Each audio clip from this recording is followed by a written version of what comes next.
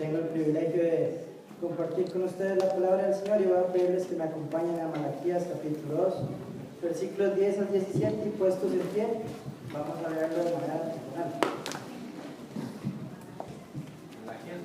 Malaquías 2, versículos 10 al 17. Me dicen amén cuando lo tienen, por favor. Amén. Ok, leemos de manera antifonal. ¿Acaso no tenemos un mismo Padre? ¿No nos ha creado el único Dios? Entonces, ¿por qué traicionamos cada uno a su hermano y profanamos el pacto de nuestros padres?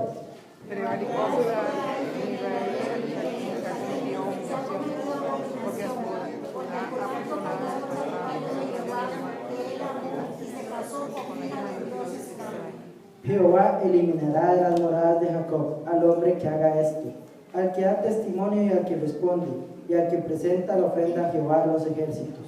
Pero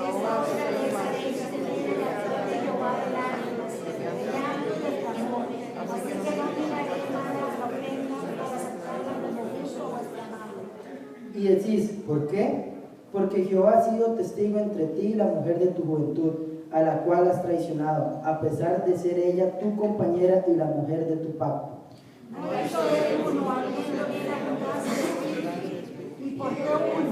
Porque buscaba una descendencia para Dios. Guardaos pues de vuestro espíritu, no seáis desleales para con la mujer de vuestra juventud. Porque yo aborrezco el divorcio, ha dicho Jehová, Dios de Israel, y al que cubre su manto de violencia. Jehová de los ejércitos ha dicho, guardad pues vuestro espíritu y no cometáis traición. A veces rechazar a Jehová con vuestras palabras, y decís, ¿seremos cansados?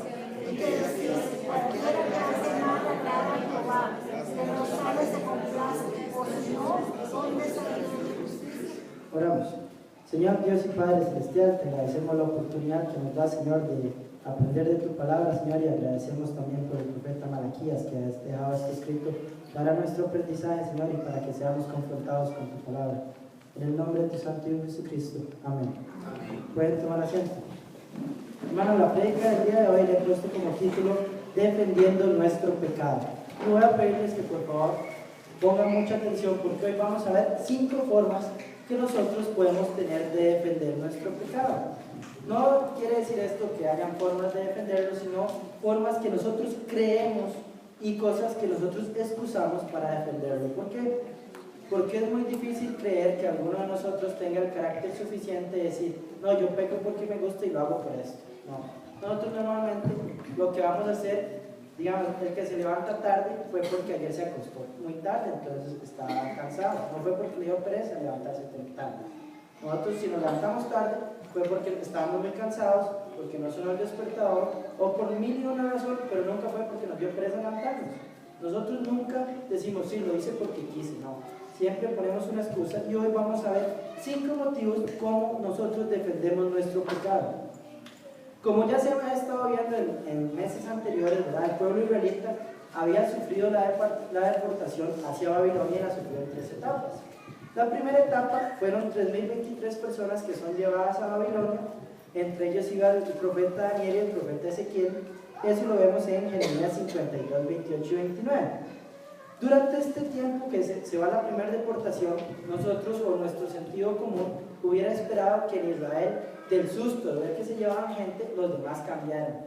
Sin embargo, nos muestra el profeta Ezequiel en el capítulo 8, 9 y 10, lo pueden leer en sus hogares, que el asunto no se solucionó, el asunto fue para peor. El profeta Ezequiel es llevado por un ángel a Jerusalén y le dicen, ponga atención y vea lo que está pasando acá. El asunto se había depravado totalmente, ya no era solo la idolatría, sino habían ofrendas a ídolos, cultos a los ídolos, magia, adivinación, desviaciones sexuales, casarse con la hija de un dios extraño, y se había llegado al punto tal de que dentro del mismo templo de Dios, las paredes antes cubiertas de querubines ya no eran llenas de querubines, ahora tenían lagartijas y otro tipo de ídolos. Ya la depravación era total. Sin embargo, el profeta Ezequiel nos muestra que seguía un pequeño remanente fiel. Capítulo 9, versículo 4. Habían unos pocos fieles todavía en Israel, que son los que más adelante, en las siguientes 2 deportaciones, se irán a Babilonia. El resto del pueblo es muerto a manos de Nabucodonosor. Quedan muy pocos viviendo en Israel, el resto son exiliados hacia Babilonia. Resulta ser, pasan los 70 años que se habían profetizado de este exilio y otra vez viene el pueblo para Israel. Vienen de nuevo en 3 etapas. Solo va a haber en el año 537, el año 458 a.C.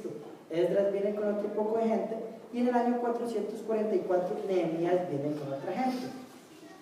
Como ya lo habíamos visto y se le había profetizado por medio de Daniel, se iba a reconstruir Jerusalén y se iba a reconstruir el templo, pero por medio de mucho esfuerzo y de tiempos muy difíciles. Sin embargo, el pueblo de Israel ya había aprendido a no tener sus propios ídolos, a tener otros ídolos. El pueblo de Israel fue curado de tener ídolos, pero se descuidó en otras cosas. En Esdras capítulo 9 vemos cómo los hombres habían comenzado a casarse con mujeres de otros pueblos. Y el problema llega a ser tal que en Esdras 10 se nos dice que se toma una decisión radical para quitar este cáncer del pueblo. ¿Cuál fue la decisión radical? Un divorcio nacional.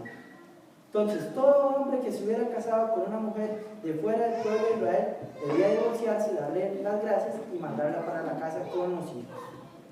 Se crea el divorcio nacional con el fin de parar el cáncer que se estaba creando en Israel. Sin embargo, como vimos, Nehemías llega como 15 años después de Esdras y Nehemías vuelve a topar una situación igual en capítulo 13, versículos 23 al 27. Nehemías vuelve a ver a otro israelita casado de nuevo por fuera. El asunto seguía y seguía y seguía. Por más que el pueblo de Israel había sufrido el gran castigo que fue el exilio y que ahora sí eran relativamente fieles con respecto a los ídolos porque los habían eliminado del pueblo, seguían con otros problemas. Y finalmente Dios, por medio de Malaquías, trae la última advertencia y la última vez que va a hablar. Dice Dios: no importa, no hay idolatría, pero hay pecados de insolencia acá y no los vamos a tolerar más. Se va a hablar, y por última vez, Malaquías es la última vez que Dios habla al pueblo de Israel. Y como nos decía Douglas ahora en la escuela dominical, nosotros también somos un pueblo de sacerdotes. Y al ser nosotros un pueblo de sacerdotes, el mensaje también es para nosotros.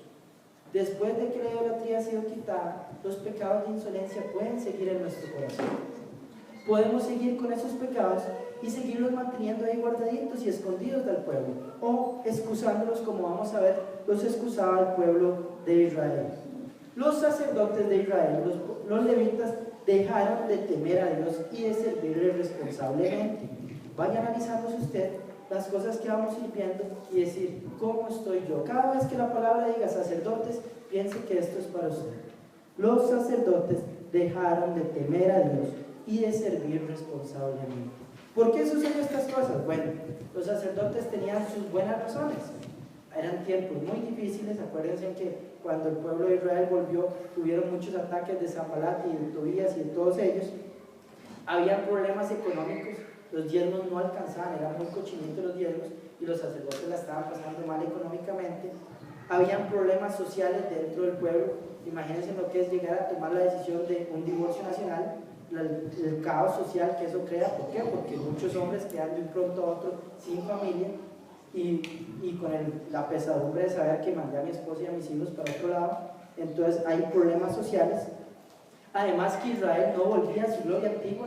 Todo el mundo esperaba que Israel volviera a esa gloria que tuvo con el rey Salomón, que ahora Douglas nos decía. Había un bosque de oro y piedras preciosas que donde silbaba el viento, silbaban pajaritos. Algo impresionante que posiblemente actualmente no tengamos algo así. Y entonces el pueblo de Israel quería eso. Y volvieron y no lo tenían, y ni siquiera llegaban a poder tener rey, porque ellos se convirtieron en una provincia. No eran un reino como eran antes, eran una provincia. Y también comenzaron a entender que había una infidelidad de parte de Dios hacia ellos. ¿Por qué? Porque ellos esperaban ver al rey del linaje de David ahí sentado, y no veían a nadie, nada más veían emperadores uno tras otro, los medios persas, emperadores, Israel seguía siendo una provincia. Entonces los sacerdotes en realidad sentían que ellos tenían razón en sus quejas y en dejar de temer a Dios y de servirlo responsablemente. Entonces aparece el profeta Malaquías y se presenta y escribe este libro de manera como juicio, donde Dios es el abogado, es el juez, El pueblo le responde y el profeta está intermediando. Y vamos a ver en los versículos 10 al 12. Voy a utilizar esta Biblia que es de lenguaje actual para leérselos, para que nos facilite un poquito la comprensión. Alguien me la movió porque la tenía marcada. Entonces vamos a leer los versículos que estamos leyendo aquí. Malaquías 2, versículo 10, dice en versión lenguaje actual: yo, Malaquías, les digo, todos nosotros tenemos un mismo antepasado, y a todos nosotros nos creó un solo Dios. Si esto es así, ¿por qué nos engañamos los unos a los otros? ¿Por qué no cumplimos con el pacto que Dios hizo con nuestros antepasados? La primera defensa ante el pecado, la primera defensa ante servir mal al Señor, es decir, somos hijos de un mismo Padre.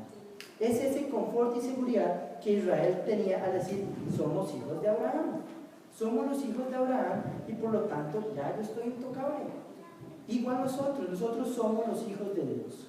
Somos hijos de Dios nacidos en la sangre de Cristo y somos intocables. Entonces, ¿por qué el sacerdote sirve mal? Porque es hijo de Dios. Ya estoy aparte, ya estoy en zona segura, lo que se llama la zona de confort. Y en este confort, los israelitas se permitieron cometer abominaciones y profanación, como casarse con el matrimonio, con mujeres extranjeras. ¿Por qué es que Dios le molestó esto de casarse con mujeres extranjeras? Bueno, porque como lo dice en el versículo 12, Dios lo que quería era una descendencia consagrada. ¿Qué pasa cuando nuestra mujer, en el caso de los hombres, no tiene nuestros principios y no cree lo que nosotros creemos? Bueno, ¿quién es el que influye más a los hijos? La mujer. ¿Por qué motivo? Bueno, no es porque soy machista y creo que la mujer tiene que criar a los hijos. Es porque, simple y sencillamente, la mujer siempre tiene un apego mayor al hijo porque es la que lo va a alimentar desde que nace. El hombre, principalmente en la antigüedad, siempre salía a trabajar y la mujer criaba a los hijos. En la actualidad también la mujer puede trabajar, pero siempre la mujer tiene un mayor apego a sus hijos. Y es la que los va a guiar y les va a enseñar esas pequeñitas cosas al principio. Entonces Dios ve esa abominación donde se casan con mujeres extranjeras y ¿qué va a pasar con los hijos de estos judíos? Ahora la que sea, vamos a Dios.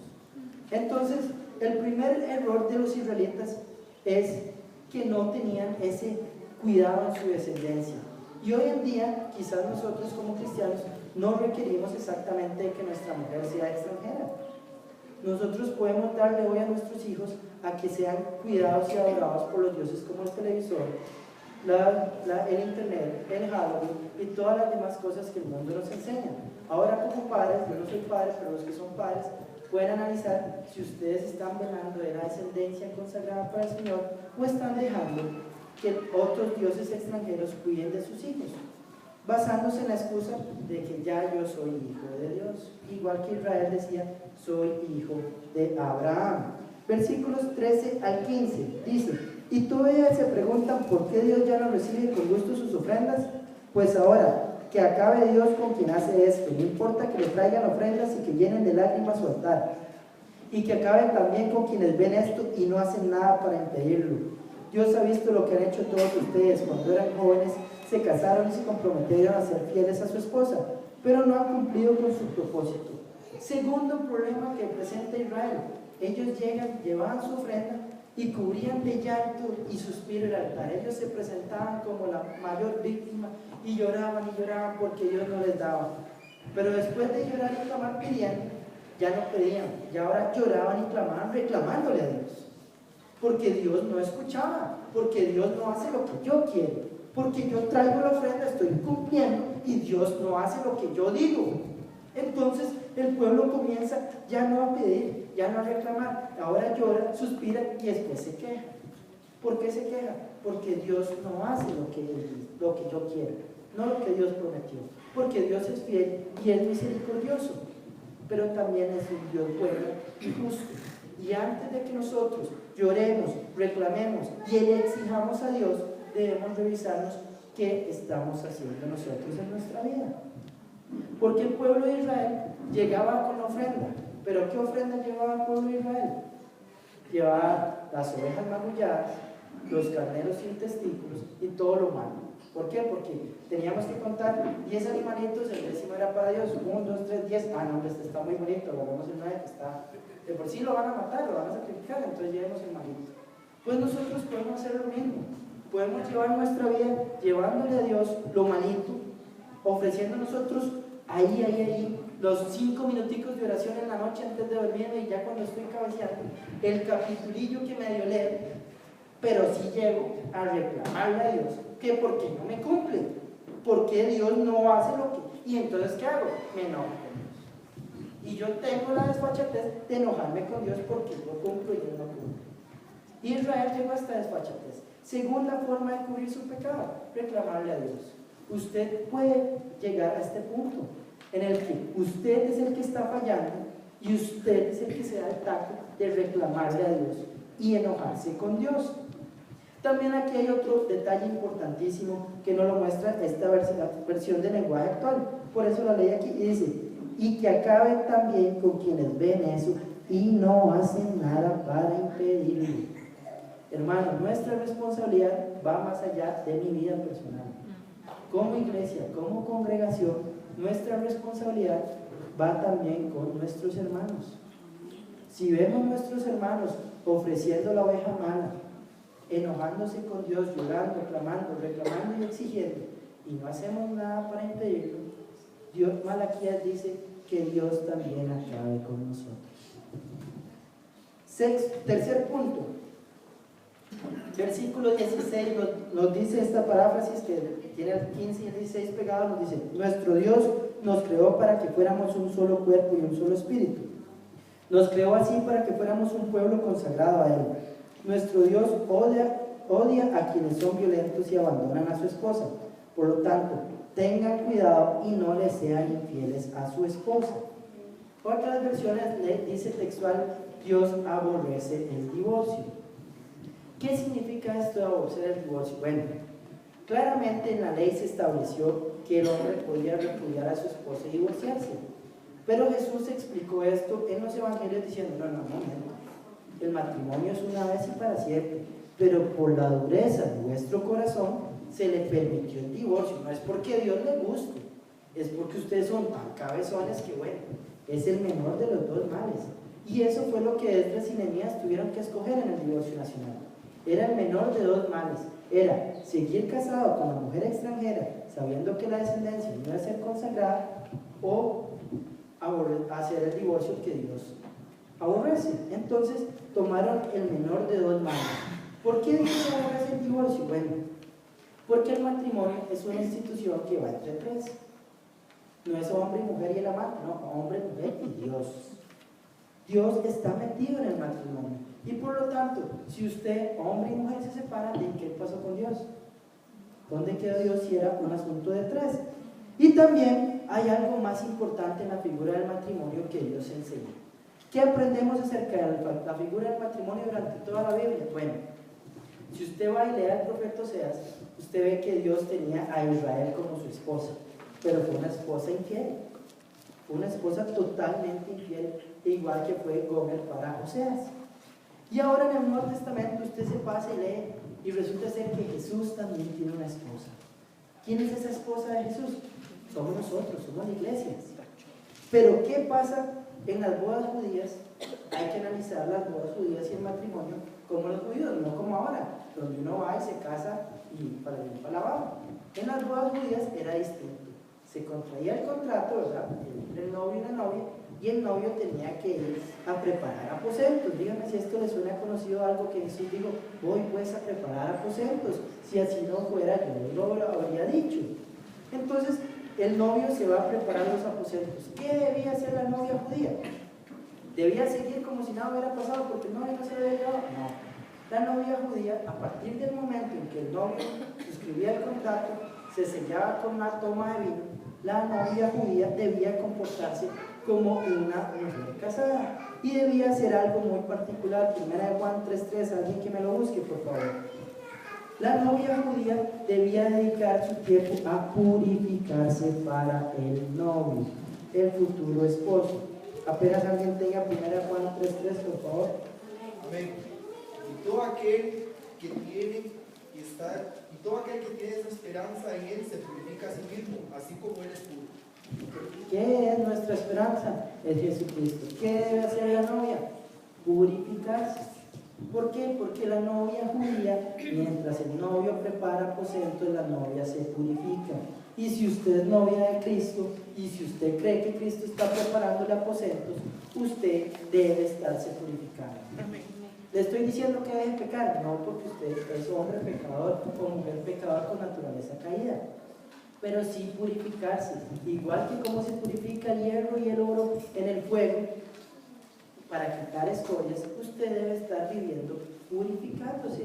Usted con las pruebas va quitando escorias, va limpiando idolatría, va quitando suciedad del templo, no buscando más excusas como lo vemos aquí en Israel. Por último, en el versículo 17 encontramos el último alegato que presentaban los israelitas. Dice el versículo 17, lenguaje actual: nuestro Dios ya está cansado de sus quejas. Y lo cansan cuando dicen que Dios no es justo porque ve con buenos ojos a los malvados. Pues resulta ser que si usted cree que este alegato se lo inventó usted, tengo una mala noticia. El alegato de que Dios ve con buenos ojos a los malvados es más viejo que la maña del confiado. Y lo vamos a buscar en Job capítulo 21, versículos 7 al 16. Por favor, vamos todos. Job capítulo 21. Job es un libro que se escribe entre 1000 y 2000 años antes de que venga Cristo, y por lo tanto, si no fallamos mucho en las matemáticas, podemos decir que este libro tiene ya por lo menos sus 3000 añitos, tirándole a más, ¿verdad?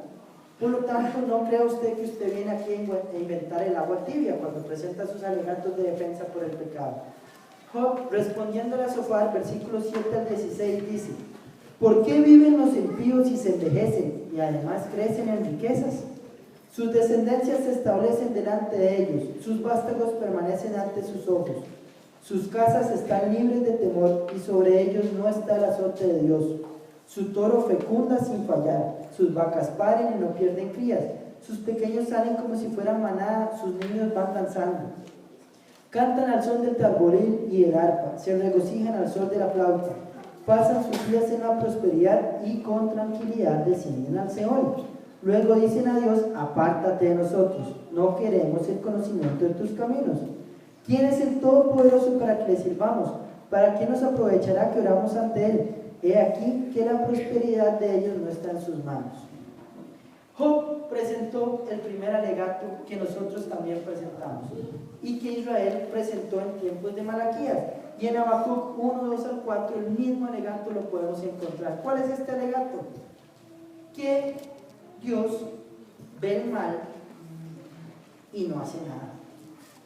Yo veo y veo a mi vecino de frente y yo: madre, este no es cristiano, anda en BMW, los domingos se queda en la casa viendo partidos en chanclas y con camioneta, full plata, no tiene problemas de nada, nunca anda enfermo. Y yo aquí, una de dos: o Dios, o me hago yo el malo para que me haga bien, o Dios la tiene en contra mía. No hay otra explicación, porque yo lo veo y eso es lo que está pasando. Y Job vio lo mismo. Y en los Salmos vemos a Asaf viendo lo mismo. Y en Habacuc 1, versículos 2 al 4, vemos que Habacuc veía lo mismo. Y ahora llegamos a Malaquías y vemos que el pueblo de Israel ve lo mismo. Así que no venga usted a inventarme este argumento, porque es más viejo que la mañana del confiado. Es el argumento que todos hemos presentado. O yo me hago malo para que me vaya bien, o Dios está en mi contra. Dios es que no me quiere. Es que ve al vecino enfrente, es peor que yo y le va bien. Y véame a mí y me tiene pero de una. Me tiene cortitico, no me deja una. ¿Qué sucede? Lo que pasa es que usted, hermano, y yo somos finitos. ¿Qué significa ser finito? Ser chiquitito.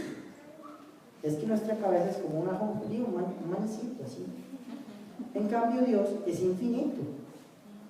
Entonces usted no pretenda con su manicito de este tamaño entender a un Dios infinito, porque usted no puede. Y si usted intenta a un Dios todo infinito, todopoderoso, entenderlo con su manicito, lo que va usted es a llegar a este alegato de decir: o me voy a hacer el malo para que me vaya bien, porque el malo les va bien, o es que Dios está en contra mía. Para pensar si usted ha tenido esta simple idea, hágase este autoexamen. ¿A usted en algún momento ha pensado que a Dios no le importa que peque porque otro lo hace? ¿Se ha puesto usted a pensar, no, en realidad es que Douglas hace lo mismo, entonces yo lo voy a hacer? ¿Ha pensado usted que a su vecino le da mejor? ¿Se ha puesto usted a ver al vecino y usted dice, mira, a ese madre le da mejor que a mí? Ese anda en BMW. ¿Usted lo ha visto? ¿Qué nada? Es un Serie 7, asientos de cuero, con calentadores y todo. O sea, calentadores. ¿Usted lo ha pensado? ¿O usted se ha puesto a pensar, es que Dios está en mi contra?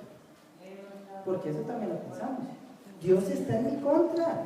Yo vengo a la iglesia, me porto bien, leo la Biblia y Dios está en mi contra. Dios está bravo conmigo. Yo no sé qué es lo que tiene. El hombre está camote, pero está bravo conmigo. Esta idea tiene 3000 años. Y si usted tiene esa idea arraigada, porque es muy normal que esta idea se nos arraigue. ¿Por qué? Porque es una idea que 3000 años o más de historia y todavía sigue dándonos vuelta. Es una idea que los demonios han visto que al ser humano le gusta. Al ser humano le encantó esta idea, le fascinó. Y vamos a ver un poquito en el Salmo 73 cómo esta idea es famosísima. Si usted quiere quitarse totalmente esta idea, el hermano Carlos Miguel una vez nos había contado acerca de cómo él se quemó las pestañas estudiando los salmos de Asaf, que si quiere lo apunta al Salmo 50 y el 73 al 83, usted puede leer cómo Asaf era un hombre que tenía esta idea, pero arraigada, ¿verdad? Y vamos a ver en el Salmo 73, versículos 2 al 3, que nos dice: en cuanto a mí, por poco se deslizaron mis pies, casi resbalaron mis pasos, porque tuve envidia de los arrogantes al ver la prosperidad de los impíos. La misma idea, me puse a ver y por poco resbalo. ¿Por qué? Porque me puse a ver a los impíos que andaban en su BMW con asientos con calentadores. Y otra vez, por poco resbalo. Versículo 13 del Salmo 73: ciertamente en vano he mantenido puro mi corazón y he lavado mis manos en inocencia. Ay, qué bueno que soy yo. Soy tan bueno y me da tan mal que entonces culpa de Dios se las otros. ¿Por qué? Porque la envidia y esta idea que tuvo Israel y que usted puede tener hoy lo va a llevar a este punto, al mismo punto que Asaf pasa. Lean los salmos de Asaf y usted va a ver el camino paso a paso. Él ve la envidia, ve a los demás, siente envidia y después llega al punto clave, el versículo 13 y el versículo que igual Malaquías, igual Job, igual Habacuc, igual la iglesia bautista, palabra de vida, va a llegar. Ciertamente he mantenido puro mi corazón en vano. Y resulta ser que usted cree que se ha mantenido puro y que usted limpió sus manos y que usted es inocente. Y usted se da el taco y dice: no, hombre, tanto que me esfuerzo, tan bueno que soy yo para esto. Igual Asaf llegó a decir: en vano me he mantenido puro. ¿Ustedes le creen a Asaf que se ha mantenido puro? Ustedes se han mantenido puros y por eso se dan el taco de reclamarlo. Se dan el taco de decirle a Dios: no, es que yo soy bueno y usted está fallando. Asaf lo hizo. Y vemos en el versículo 16 y 17 cómo hizo Asaf, porque este salmo es maravilloso para quitarnos esta idea. Dice: pensé para entender esto, ha sido duro trabajo ante mis ojos. Recuerden como dijo Carlos Miguel: si usted tiene una duda, quémese las pestañas estudiando. Hasta que, venido al santuario de Dios, comprendí el destino final de ellos. ¿Qué hizo Asaf para quitarse esta idea? Bueno, dice: pensé, trabajé duro y vine al santuario. Piense, trabaje duro y venga a la iglesia, venga a la Biblia, ore para pensar qué es lo que está pasando en su vida. Si hoy usted dice: es que Dios está en mi contra, es que yo tengo que pecar porque a los que pecan les va bien y a mí me está yendo mal, pues entonces haga lo que hizo Asaf, venga al santuario a buscar la solución. ¿Qué encuentra Asaf? Bueno, versículos 18 y 19: ciertamente los has puesto en deslizaderos y los harás caer en la decepción, etcétera, etcétera. No es nuestro interés qué va a pasar con los malos. A mí no me interesa qué va a pasar con el vecino que tiene el BMW. A mí me interesa qué va a pasar con mi alma y con el alma de esa persona, no con sus riquezas. Porque yo me voy a morir y cuando me muera me van a echar en una caja que puede ser de cartón, podrá ser de pelitos o podrá ser de madera. Igual me voy sin nada. Así que deje de preocuparse usted por las cosas. Pero sí piensen por qué es que usted tienta a Dios diciéndole a Dios que Dios es malo. Al igual que el pueblo de Israel en Malaquías, vimos 5 maneras en las que el pueblo de Dios justifica su pecado. ¿Cuáles son estas 5 maneras? Bueno, los sacerdotes dejan de temer a Dios y de servir responsablemente. Hay negligencia. Acuérdese que usted es sacerdote, y si le digo que en Malaquías a los sacerdotes se les dije que dejaron de temer a Dios y de servir responsablemente, usted también puede estar dejando de temer a Dios y de servir responsablemente. La versión del lenguaje actual dice en Malaquías 1:13: nuestro trabajo es muy pesado. Los sacerdotes decían: nuestro trabajo es tan pesado que lo tenemos que hacer mal. Analícese, hermano. Hay 5 formas que Dios nos está enseñando acá de que nosotros justificamos nuestro pecado y que Él dijo: estos pecados ya no los soporto, son insolencia, y después de esta insolencia les hablo una vez, y después de estos 400 años de silencio. Pregúntese si el pueblo de Israel vivió bien durante esos 400 años de silencio, si no añoraban la palabra de Dios.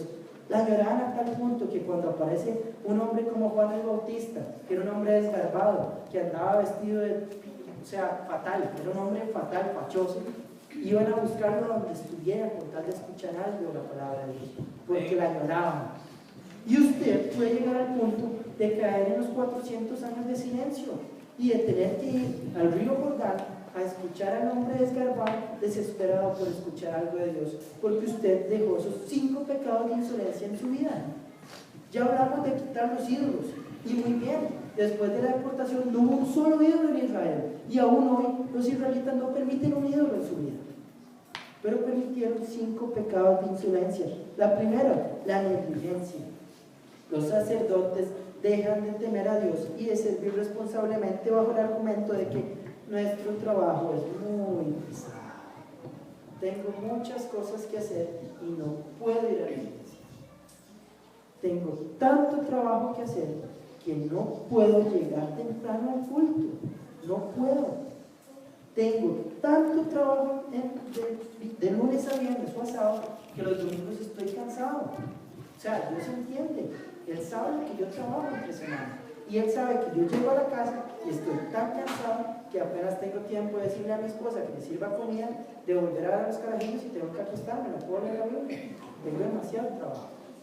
Segundo pecado de insolencia que Dios está recriminando al pueblo de Israel: esa sensación de seguridad de sentirse hijo de Dios. ¿Qué es esto? Si no es utilizar la expiación como ocasión para el pecado. Si no es decir, de todos modos, ya soy salvo. De todos modos, el pastor predicó y predicó y predicó de que cada vez que yo peco, el pecado está limpio. Ya, mi pecado está limpio. Mis pecados fueron arrojados al fondo del mar. Y si ustedes saben todos esos versículos de memoria, para eso somos buenísimos. Para eso hasta las citas nos aprendemos. Ya, mis pecados no hay problema. Entonces, pecadillo. 2 pecadillos. 3 pecadillos. Esta sensación de seguridad es agarrar la expiación como ocasión para el pecado. Es un pecado de insolencia que Dios ya no tolera, y no se lo va a tolerar a usted porque no se lo toleró a Israel. Y como les digo, Dios es el mismo ayer, hoy y siempre, y por lo tanto, si se silenció 400 años para Israel, se va a silenciar 400 años para usted. Si el pecado de insolencia sigue en su vida. Tercer pecado de insolencia: cubrir de llanto y clamor el altar. Es el pecado de reclamarle a Dios que no le está haciendo algo a usted. Es el pecado de creer que usted está llevando el sacrificio completo y que Dios no le cumple. Es el pecado de enojarse con Dios. ¿Se ha enojado usted con Dios? ¿Ha tenido usted la desfachatez? Porque yo la he tenido, de decirle a Dios: no, pero ya estoy harto, yo hago todo y no veo, al otro le va mejor. ¿Por qué? Usted está mal. ¿Ha tenido usted esa insolencia? Porque Dios dice: ya no la tolero más. Última vez que les hablo de esta insolencia. Usted se va a enojar con Dios. Usted va a creer que usted hizo las cosas bien y Dios se equivocó. ¿En serio? ¿En serio Dios se equivocó con usted? Es un pecado de insolencia que Dios no le toleró más a Israel. ¿Cuánto pecado de insolencia? Es el divorcio. Se refiere al divorcio que yo no me puedo divorciar de Stephanie cuando esté casado. Está mal divorciarse, pero no es esto. Se refiere a la infidelidad hacia Dios. El matrimonio es un tipo. Nosotros nos vamos a casar con Dios. ¿Y qué hace la novia mientras espera al novio? Se purifica. Y si usted no se está purificando, usted déjeme decirle que es una mujer infiel. Es igual que una mujer adúltera. Es igual que la mujer de Oseas, Gómez. Recuerde que la mujer de Oseas lo dejó para volver a ir a la prostitución. Bueno, si usted no se está purificando, usted es Gómez. Usted se está prostituyendo. Usted debe ser fiel, porque la novia se comporta como esposa desde el momento en que hizo el contrato con el novio. El novio le anda preparando un aposento a usted. ¿Cree usted eso? Que Jesús anda preparando aposentos. Entonces, ¿por qué usted no cree que se debe purificar? ¿Por qué cuántas veces ponemos de excusa cuando hablamos de purificación? Decimos, no, es que yo no puedo dejar de pecar porque tengo naturaleza caída. ¿Cuántas veces brincamos? Oye, se está predicando de que no hay que pecar, y eso es mentira. La expiación no limpia el pecado. ¿Cuántas veces tenemos 1250 excusas para no decir, aquel que tiene esta esperanza se purifica a sí mismo porque él también es puro? Primera de Juan 3:3. ¿Por qué usted no quiere purificarse? Porque usted quiere buscar excusas y quiere buscar el divorcio. En el antiguo Israel, si el novio se iba a preparar aposento y la novia no se comportaba como una mujer casada y no se purificaba, ahí venía la carta de divorcio. Es que usted quiere ver la carta de divorcio. Usted quiere que le muestren la carta. Usted está esperando que Dios le diga 400 años de silencio, ya no va más. Ya con usted no hay manera. Ya le hablé por toda la Biblia, le hablé por toda la... Ya, suficiente, silencio. Para que usted ande ignorando un viejo loco como Juan el Bautista, que se vestía feo y que hablaba groseramente, porque Juan Bautista les hablaba grosero y les hablaba golpeado, y ahora sí el pueblo añoraba escuchar algo de Dios. Usted quiere que Dios guarde silencio en su vida y que usted lea la Biblia y sea como leer menos que las noticias, porque no entiende nada y Dios no le habla nada. Usted está esperando que Dios le dé el silencio a usted, o prefiere hoy quitarse esos pecados de insolencia que el pueblo de Israel tuvo y le costaron 400 años de silencio. Quinto pecado es la envidia. Es esta idea que yo creía que yo tenía por primera vez. Yo creí que fui muy original al ser envidioso y me di cuenta que no. Job la tuvo hace 3.500 por ahí, y le aseguro que la idea va a ser más vieja que la prostitución. Es la idea de creer que Dios no ve, que Dios no le importa y que Dios no se mete. ¿Ha dicho usted cuando va a pecar, o ha dicho usted cuando alguien lo ofenda, de por sí Dios no va a hacer nada? De por sí Dios no reacciona. Yo puedo hacer esto porque Dios no va a cambiar, porque de por sí no pasa nada. De por sí, si no leo la Biblia hoy, no pasa nada. De por sí, si me acuesto en vez de orar, me pongo a ver la película, que está muy buena. O sea, estaba muy buena la Iron Man 3, o sea, Iron Man salió. Estaba muy buena la peli, no oré. De por sí no pasa nada. Mañana oro. ¿Qué pasaba? De por sí no pasa nada. Dios no hace nada. Dios no va a cambiar. Dios no se mueve. De por sí Dios ve al malo y lo deja. Entonces quiere decir que Dios no está haciendo nada en mi vida. Dios no está haciendo nada en el mundo. A Dios no le importa.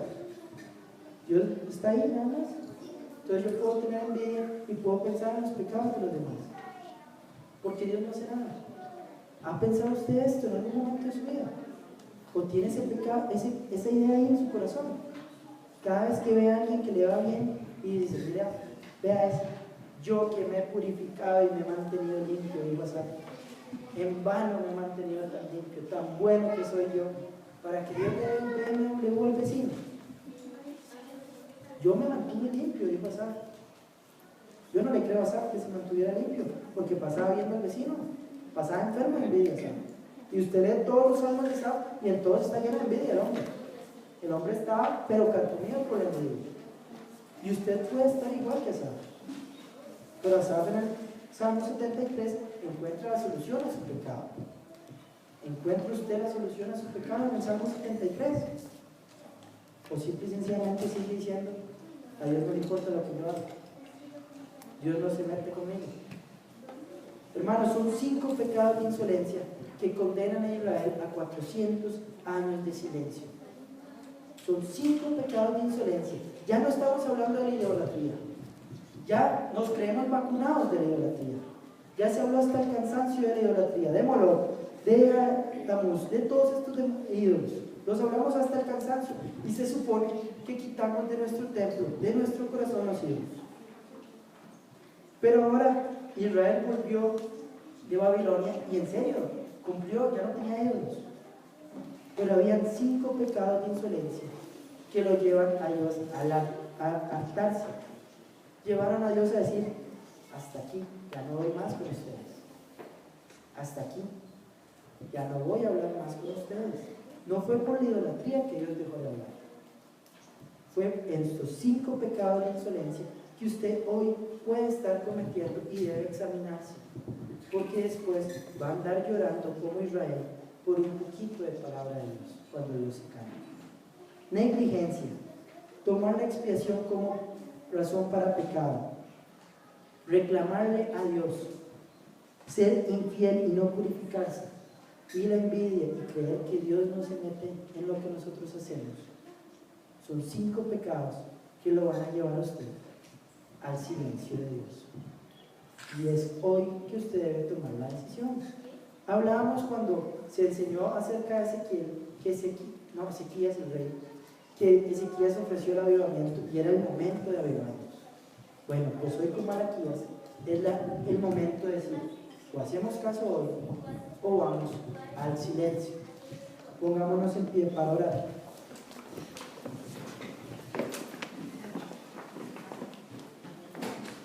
Señor Padre, te agradecemos tu palabra, Señor, y agradecemos el hecho que Malaquías haya dejado esto escrito, Señor, para que nosotros aprendamos a no ser insolentes, Señor.